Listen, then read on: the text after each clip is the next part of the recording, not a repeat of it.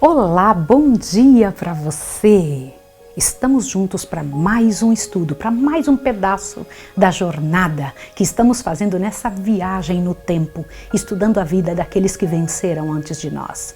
Eu vou orar com você, porque o teu programa Tocha está começando. Vamos orar. Senhor Deus dos exércitos, em nome de Jesus, nos abençoe agora. Envia teu Espírito com porção dobrada e que decisões sejam tomadas nesse momento. Em nome de Jesus. Amém.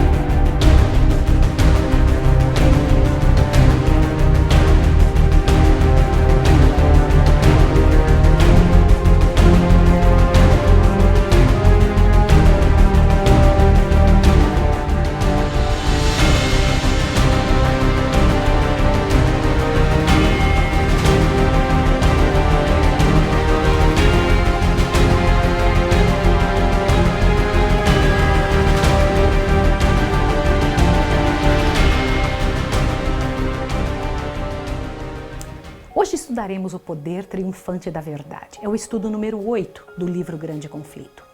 Um novo imperador, Carlos V, subiu ao trono da Alemanha e Roma mandou representantes a pedir que fosse aberta a luta contra a reforma. De um lado, o eleitor da Saxônia, lembra dele do estudo anterior, pedindo que nada fosse feito contra Lutero antes que lhe fosse ouvir. E do outro lado estava Roma, exigindo que fosse decretado a morte. Isso deixou Carlos um pouco angustiado, com um aperto mental. O eleitor declarava que ninguém tinha conseguido refutar as declarações de Lutero e que por isso não seria justo aceitar qualquer ameaça contra o reformador. A atenção de todos se dirigiu para Worms, esta cidade, em uma assembleia, e para lá se dirigiu uma delegação de clérigos e políticos para ouvirem e decidirem sobre essa situação nacional. Imagine que agora estamos diante de uma situação que era de todo o país, porque é assim, quando alguém se coloca pela verdade, chega a todos os ouvidos. Mas o maior interesse estava voltado para as questões da reforma. Carlos pediu para o eleitor levar Lutero à dieta, assegurando proteção e prometendo franco estudo das questões em contenda, com pessoas competentes para isso. Agora observe o que aconteceu. Eu vou ler para você esse pedaço para que você entenda melhor, para que você compreenda o que foi que aconteceu nesse momento. Olha só, Lutero estava ansioso por comparecer perante o imperador. Sua saúde, no entanto, achava-se muito debilitada. Não obstante, escreveu ao eleitor: se eu não puder ir a Worms com boa saúde, serei levado para lá doente mesmo como estou. Pois se o imperador me chama, não posso duvidar que é um chamado do próprio Deus. Se desejaram usar de violência para comigo, isso é muito provável, pois não é para instrução deles que me ordenam comparecer. Pondo o caso, eu ponho então os casos na mão do Senhor. Ainda vive e reina aquele que preservou os 3 jovens da fornalha ardente. Se ele me não salvar, minha vida é de pouca importância. Tão somente evitemos que o evangelho seja exposto aos escárnios dos ímpios e por ele derramado nosso sangue, de preferência deixar que eles triunfem. Não me compete decidir se minha vida ou minha morte contribuirá para a salvação de todos. Podeis esperar tudo de mim, exceto fuga e renúncia. Fugir não posso, e menos ainda me retratar. Presta atenção nessa. Houve geral excitação em Worms quando se soube que Lutero estava vindo. Então o diabo deu outra estocada na questão. Aleandro, delegado papal, quando soube que Lutero seria ouvido, mesmo quando o Papa já o havia condenado, mandou dizer o seguinte para Carlos, que aquilo seria como ofender o papado, lançando desdém à palavra do Papa. E Carlos escreveu ao eleitor dizendo que se Lutero não viesse para retratar-se, que ficasse em Wittenberg. Não contente com essa vitória, Aleandro tentou por toda astúcia a forçar condenar Lutero. Com tudo que podia colocar na mão dos príncipes, ele tentava dos príncipes, dos prelados, dos homens da corte, que conseguissem que Lutero fosse condenado por sedição, rebeldia e blasfêmia. Mas a paixão com que tentava isso revelou seus intentos e a maior parte da dieta estava mais disposta a ajudar Lutero agora do que nunca. Pelas leis estabelecidas nessa época na Alemanha, não se podia condenar Lutero sem a ajuda dos príncipes. Ainda bem. Foi então chamado à dieta. E Leandro foi o preletor a favor de Roma. O eleitor não estava presente, mas mandou representantes para registrarem tudo o que seria dito. Eloquente como era, porém cheio de si, começou seu discurso da seguinte maneira. Eu vou ler para você como foi que ele falou, tá bem? Olha aqui, ó.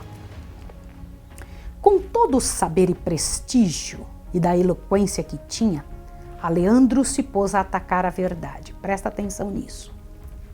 Acusação sobre acusação, lançou ele contra Lutero como inimigo da Igreja e do Estado, dos vivos e dos mortos, do clero e dos leigos, dos concílios e dos cristãos em geral. Nos erros de Lutero, há suficiente prova, declarou, para assegurar a queima de 100.000 hereges. Em conclusão, esforçou-se por atirar o desprezo aos adeptos da fé reformada. Os que são esses luteranos? Ele disse. Uma quadrilha de insolentes, pedantes, padres corruptos, devassos monges, advogados ignorantes e nobres degradados, juntamente com o povo comum, a quem se transferem dívidas e são pervertidos. Quanto lhe é superior o Partido Católico em número, competência e poder? Um decreto unânime dessa ilustre Assembleia esclarecerá os simples, advertirá os prudentes, firmará os versáteis e dará força aos fracos. Olha a conversa de Aleandro. Não havia aquele dia nenhum Lutero para defender a verdade. Tais armas sempre serão usadas contra o povo que estiver levantando a bandeira de Emanuel, o escárnio, as dúvidas, né? Os mesmos argumentos ainda se apresentam. Quem são esses pobres que estão aí pregando a verdade? Irmãos, a reforma não terminou com Lutero, como muitos supõem. Ainda continuará até os fins dos tempos e o mesmo será dito de você. O discurso de Aleandro causou grande impacto nos ouvintes, porém houve a mais decidida separação da Igreja Católica da verdade naquela época. O contraste entre a verdade e o erro seria visto mais claramente ao entrarem em luta em campo aberto. Nunca mais, daquele dia em diante, Roma se havia de sentir tão segura como até então estivera. Conquanto a maioria estivesse de acordo em entregar Lutero à vingança de Roma, muitos deles viam a devassidão e a depravação da igreja e estavam desejosos que os abusos tivessem um fim. Então o Senhor Deus levantou um homem para dizer com clareza as afrontas papais para todos os membros da dieta e com nobre firmeza o Duque Jorge da Saxônia se levantou naquela assembleia principesca e especificou com terrível precisão os enganos, abominações do papado e os seus horrendos resultados. Nem mesmo Lutero poderia ter dado tão bom testemunho dos abusos papais, porque o Duque Jorge era até inimigo de Lutero e mesmo assim ele estava contra Roma. Pode imaginar isso? Se pudessem ser abertos os olhos de todos, veriam anjos de luz tentando abrir os olhos e os corações de todos presentes ali. Lutero não estava presente, mas Deus fez ouvir sua voz nas palavras deste homem que falou. Uma comissão foi aberta para determinar os abusos da igreja sobre o povo alemão e foi constatado o que Lutero pregava. Olha que coisa bonita! Quanta depravação! Quanta perda de almas foi constatada pela dieta, e isto sendo feito pela cabeça espiritual do cristianismo, o próprio Papa. Ele dava condição para que isso acontecesse. Foi consentido que Lutero viesse à dieta para explicação e ajuda, mesmo sobre os protestos e tentativa de impedimento por Aleandro. Foi mandado um salvo-conduto para que Lutero viesse, e os amigos estavam preocupados com a segurança do reformador. Mas a resposta de Lutero foi: não orem por mim. Orem pela palavra de Deus. Eu abomino minha vida e estou disposto a qualquer coisa para assegurar o que é a verdade. Bonito isso, né? Lutero não podia ir sozinho, mesmo com o enviado de Carlos para levar a dieta. Seus amigos decidiram acompanhá-lo e Melanchthon queria ir junto, mesmo que morresse. Mas o Lutero decidiu que Melanchthon deveriam permanecer algum tempo ali, porque se alguma coisa acontecesse com ele, daria sequência então aos trabalhos da reforma. Na viagem, viram quantos estavam sofrendo pelos interditos do papado e quanto de seus escritos estavam condenados, e por isso pessoas tinham ido à fogueira. Que triste. Assim mesmo decidiu ir, mesmo com os perigos que corria. No caminho passou também por Erfurt e ali pregou na capela onde antes tinha sido faxineiro. Parou para pensar isso? Pregou as palavras da vida e encheu-se uma tão grande multidão que quase não coube nas ruas ao redor. Qual era o assunto de Lutero? Cristo e seu perdão incondicional. Isso me enche o coração. Agora eu vou ler para você algo grandioso. Diz assim: continuou mostrando que a verdadeira fé se manifestará por uma vida santa. Visto que Deus nos salvou, ordenemos nossos trabalhos de tal maneira que possamos ser aceitos perante Ele. És rico? Administra teus bens à necessidade dos pobres. Se o teu trabalho é útil apenas para ti, o serviço que pretendes prestar a Deus é uma mentira. O povo estava extasiado, comendo, absorvendo o pão da vida. Lutero não comentou nada sobre os perigos que passaria, não tentou buscar simpatia ou pena, mas somente o trabalho de Deus foi exaltado. No caminho encontrava multidões que se acotovelavam para poder vê-lo passar, sendo que alguns diziam que ele seria queimado como rãs. Mas sua resposta sempre foi: ainda que se acendam fogueiras daqui até o céu, eu irei, eu não me intimidarei. A notícia de sua chegada a Worms fez grande comoção e amigos preservavam por sua segurança. Foi aconselhado a parar num castelo de um amigo. Olha só, presta atenção nisso. Disseram para ele, parar aí no castelo de um amigo, né? E lá se encontraria com os prelados, que com uma conversa amigável tudo se resolveria. Estavam tentando no meio do caminho fazer com que ele não chegasse no local dessa disputa, né? Mas o Lutero disse, mesmo que houvessem tantos demônios como telhas nos telhados, lá eu estaria. Multidões se congregaram em torno dele na porta da Assembleia. Multidão igual não se fez nem para o imperador.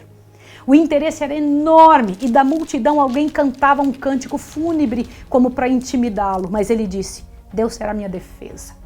Que bonito, a história de Lutero, é tremendo. Os chefes papais não acreditavam que Lutero realmente viesse a Worms e sua chegada os encheu de consternação. O imperador chamou rapidamente seus ajudantes para auxiliá-lo ao que estavam vendo e alguém o aconselhou o seguinte ao imperador, que queimasse Lutero como Sigismundo mandou queimar Hus e acabasse logo com isso. Mas o imperador disse que manteria a palavra e ouviriam a Lutero. E incrível que nessa hora diz que o imperador disse, vocês querem que eu fique corado igual Sigismundo? Lembra que Sigismundo traiu Hus? Ele falou, vocês querem que eu traia Lutero também para eu passar vergonha? A cidade não tinha mais estalagens livres e Lutero, cansado da viagem de 2 semanas e recentemente estabelecido de uma doença, deveria se preparar para o dia seguinte, mas mesmo assim atendeu todos que vieram vê-lo e estavam ansiosos por conhecê-lo. Com extrema paciência e amor, com expressão de cansaço, porém de muita atenção, respondeu a todos e com a impressão causada nos outros, ele percebeu que aquilo era extremamente positivo. Alguns diziam ver nele a glória de Deus, outros, como fariseus, diziam, ele tem demônio. Imagina, a história se repete, né? No dia seguinte veio um condutor levá-lo à dieta e foi com dificuldade que ele chegou ao local de tanta gente que o apertava. Quando estava pronto para entrar diante dos presentes, um general de guerra encontrou a ele e falou, presta atenção nisso aqui, disse assim, pobre monge, estás hoje a ter mais honra de que qualquer um de nós em qualquer das lutas que enfrentamos. Vá em frente e que Deus o abençoe. Não temas, Deus não te abandonará. Bonito. Finalmente Lutero estava diante do concílio. O imperador estava no trono rodeado de dignidades que nunca tinham se reunido para receber um homem comum. Mas somente aquela cena já era uma derrota para a igreja. Presta atenção porque Roma condenara o homem que agora estava em pé diante de todos e sob os cuidados do tribunal que não aceitara os ditames de Roma. Olha só, eles não aceitaram que Lutero tinha sido recluso, mas agora estava ali visto. Ele tinha sido recluso, mas estava agora sendo visto. Tinha sido banido, mas agora estava sendo ouvido por todos os representantes dos governos e da cristandade. Roma tinha descido do trono para ouvir um monge proscrito. Pode imaginar?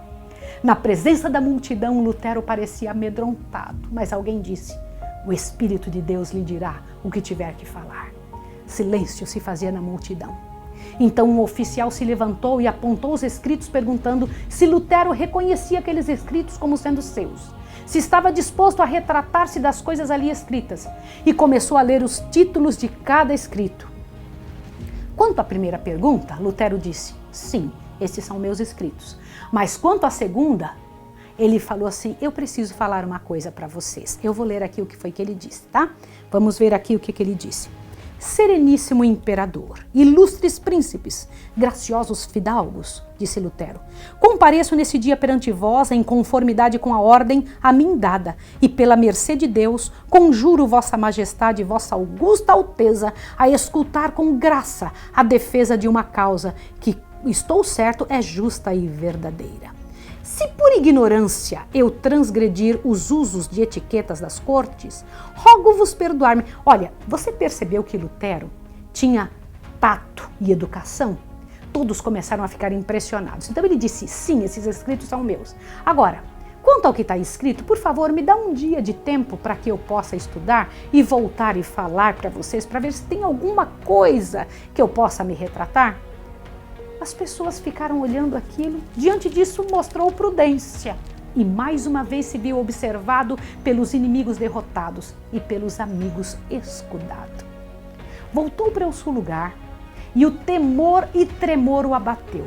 Foi a primeira vez que nós vimos Lutero amedrontado e incomodado. Rogou ao Senhor com o rosto em terra que o ajudasse a sair daquela situação e clamou pedindo a Deus que o ajudasse de maneira especial. E foi a providência do céu que fez com que Lutero parasse para orar, para não confiar em si mesmo.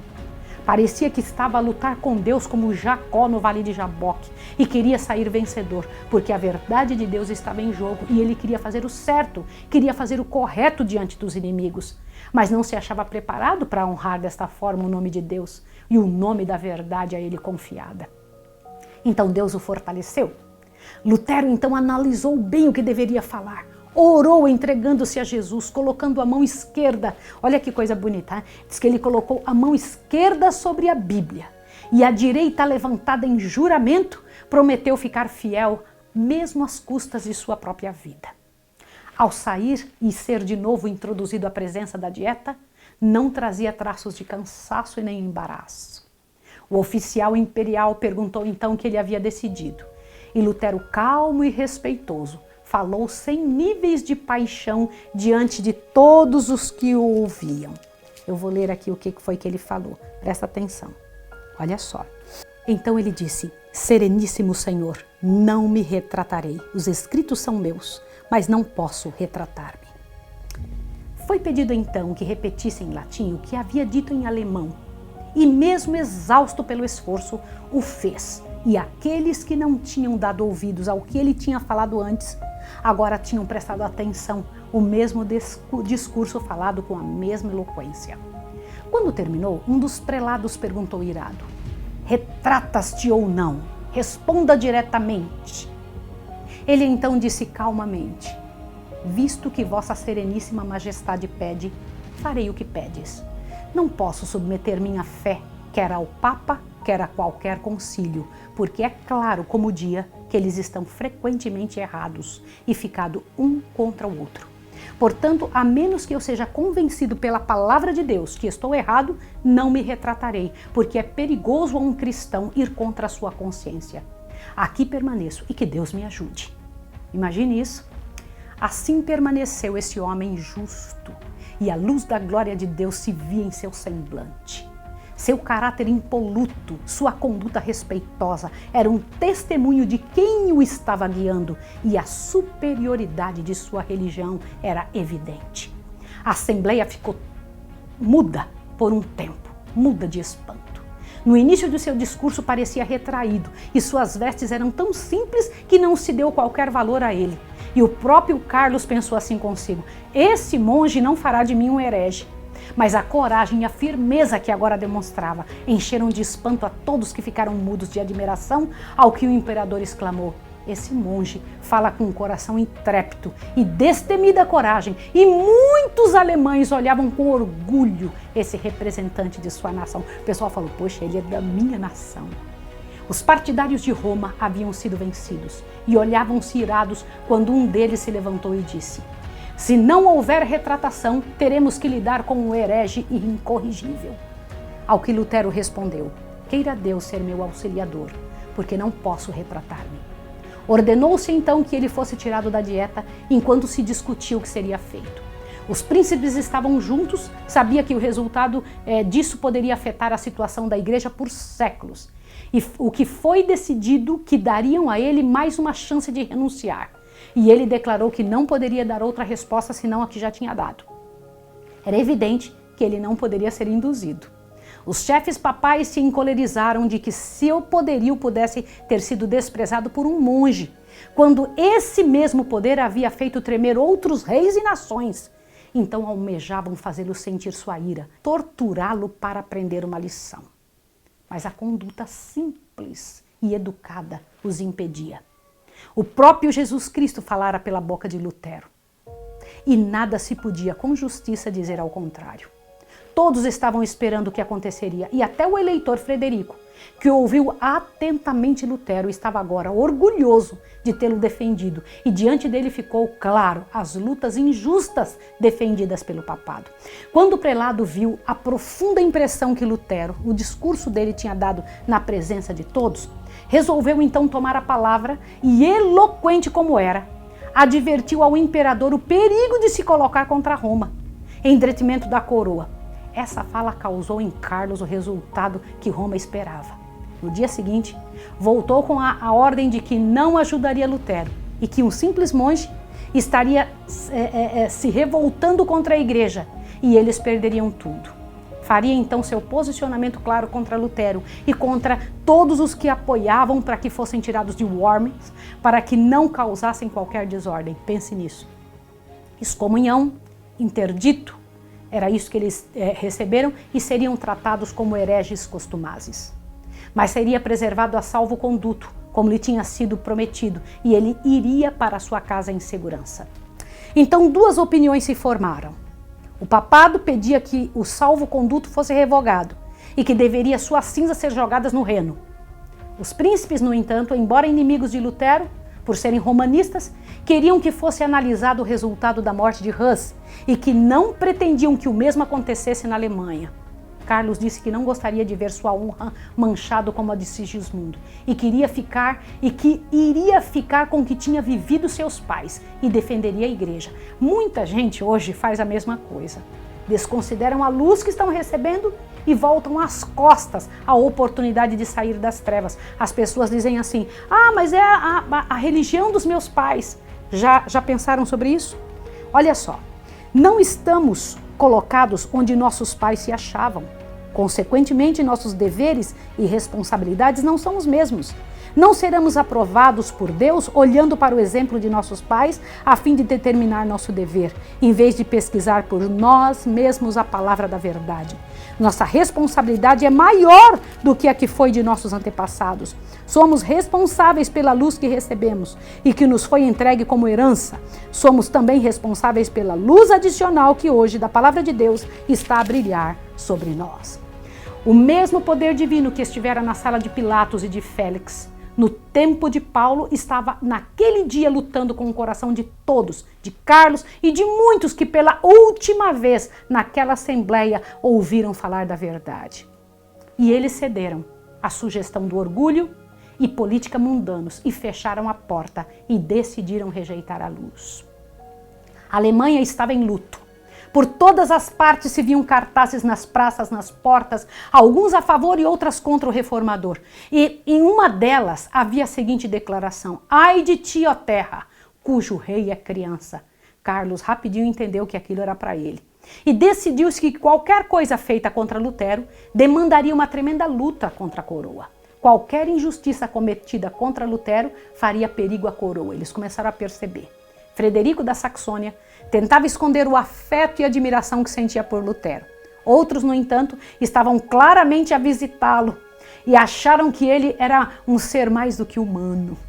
A simpatia da palavra de Deus na boca de Lutero ia ganhando terreno em todos os corações. Muitos vieram tentar fazer Lutero transigir e voltar atrás, mas ele dizia: o evangelho de Cristo não pode ser pregado sem perdas e sem danos. Permaneço pelo que é reto. Ao ser interpelado para que aceitasse o que o imperador decidiu, então ele disse, olha só que coisa bonita, o que foi que Martinho Lutero disse, olhe bem. De novo insistiu-se com ele para que se submetesse ao juízo do imperador. E então nada precisava temer. Consinto, disse ele, em resposta, de todo o meu coração, em que o imperador, os príncipes e mesmo o obscuro cristão examinem e julguem os meus livros, mas sob uma condição, que tomem a palavra de Deus como norma. Os homens nada têm a fazer senão obedecer-lhe. Não façais violência à minha consciência, ela está ligada unicamente às Escrituras. Houvesse o reformador cedido em um único ponto e Satanás teria ganhado a batalha. De força e firmeza deste homem a igreja depende, e dependeu naquela época e depende muito até hoje. Nós temos recebido o que dele foi trazido. Desta mesma forma, teremos que enfrentar as forças do inimigo que teve que assumir que Deus é maior do que ele. Na sua volta ao seu lar, Lutero sentiu que deveria escrever ao imperador e o fez. Ele fez assim, ele disse isso daqui para o imperador, presta atenção, olhe bem. Deus é pesquisador dos corações e é minha testemunha, disse ele escrevendo para o imperador. Disse assim, eu estou pronto para de alguma maneira mais ardorosa obedecer a vossa majestade e na honra e na desonra, na vida ou na morte, sem exceções a não ser a palavra de Deus, pela qual o homem vive. Em todas as preocupações da presente vida, minha fidelidade será inabalável, pois perder ou ganhar nesse mundo é de nenhuma consequência para a salvação. Mas quando se acham envolvidos interesses eternos, Deus não quer que o homem se submeta ao homem, pois tal submissão em assuntos espirituais é verdadeiro culto, e esse deve ser prestado unicamente a Deus. Eu imagino o imperador lendo isso que Martinho Lutero escreveu, porque na verdade esta carta de Lutero era uma pregação. Na viagem de volta, Lutero parou em Wittenberg e foi altamente recebido e saudado. O monge, excomungado, recebia insistentemente convites para subir em seus púlpitos e avolumava-se uma multidão para ouvi-lo. Não havia ainda chegado em casa quando os dirigentes papais insistiram para que fosse logo decretada sua excomunhão aberta. Seus escritos deveriam ser proscritos e condenados todos os que ajudassem e apoiassem, e nem mesmo deveriam dar comida a ele. Deveria ser preso onde quer que pudesse e ser devolvido às autoridades, bem como seus escritos destruídos imediatamente. E esse decreto recebeu a sanção da Dieta. O eleitor da Saxônia havia saído, os príncipes também, e agora os romanistas estavam jubilosos e consideravam selada a sorte da reforma. Mas Deus provera a seu servo, nessa hora, um jeito de escapar, e um olhar vigilante acompanhava os movimentos de Lutero, e um coração nobre decidira seu livramento. Presta atenção. Era óbvio que Roma não se satisfaria com menos que a morte do reformador. E então, Deus dera a Frederico um plano para preservar a vida do reformador. Presta atenção nessa parte agora que eu acho muito interessante.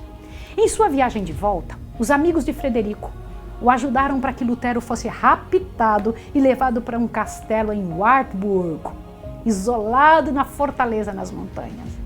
Tanto o rapto como o momento foi tão bem feito que por muito tempo nem o próprio Frederico não sabia onde era o tal castelo e por isso não podia ser obrigado a revelar. E Lutero estava em segurança.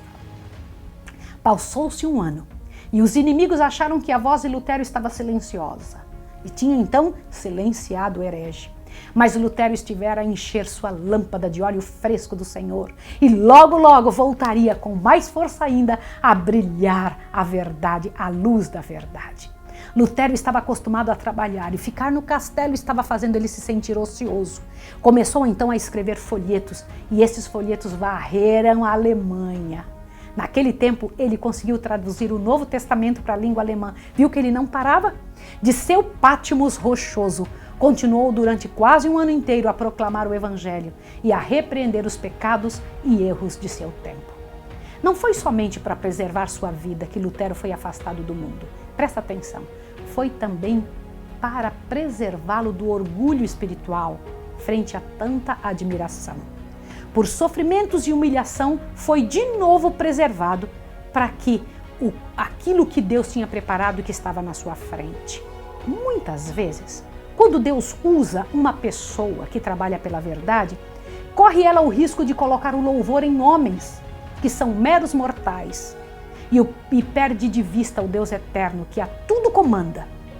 Desse perigo, Deus quis guardar a reforma. Ele desejava que a obra tivesse o cunho divino e não humano, as características de Deus e não do homem. Os olhos dos homens tinham que ser dirigidos de Lutero para que todos pudessem voltar o seu olhar para o Deus eterno, o autor da verdade que Lutero pregava. Não é bonito isso? Eu acho isso grandioso. Quando eu penso em coisas desse tipo, eu fico imaginando, meu Deus, o que o Senhor ainda tem para nós? Qual é o seu trabalho para a nossa vida? Qual é a sua obra para a nossa história? Eu quero pedir a você que mande esse material para todas as pessoas que você conhece. Trabalhe em nome de Jesus fazendo o seu trabalho missionário. Assim como o material de Lutero foi espalhado pela Alemanha toda, espalhe agora esse material para o coração das pessoas. Faça seu trabalho missionário. As pessoas precisam compreender essa verdade, precisam estar a par disso que o Senhor Deus trouxe para nós nesse tempo e nessa hora. Eu quero orar com você. Santo Deus e amado Pai, nós louvamos o Teu nome, porque sabemos que o Senhor é Deus, que o Senhor tem seus métodos para fazer as coisas funcionarem. Nos ajude a não amar a nossa vida, a não aceitarmos o louvor para nós, que nós venhamos amar o Senhor e o Senhor vai cuidar da nossa vida. Reapresenta-nos agora, Senhor, diante de todo o céu, dizendo que somos os eleitos do amado e colocando a sua mão sobre a nossa cabeça, em nome do Senhor Jesus. Amém. Que Deus abençoe você e te dê um bom dia pela graça e poder de Deus. E eu te vejo amanhã, próximo capítulo, capítulo 9 do livro Grande Conflito, Despertam as Nações, a luz na Suíça. Deus abençoe você.